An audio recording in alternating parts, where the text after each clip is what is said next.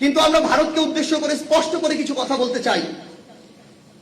শুধু ভারত নয়, পুরো পৃথিবীতে আমরা কোনো রাষ্ট্র বিরোধী নই, আমরা ভারত বিদ্বেষীও নই, কিন্তু আমরা স্পষ্ট করে এটা বলতে চাই, শুধু ভারত নয়, পৃথিবীর যে কোনো দেশ আগামীতে যদি বাংলাদেশের দিকে আধিপত্যবাদের চোখ দিয়ে তাকাতে চায়, শোষণের মানসিকতা দিয়ে বন্ধুত্ব গড়তে চায়, সেই দেশের সাথে বাংলাদেশের কোনোদিন বন্ধুত্ব সম্ভব না।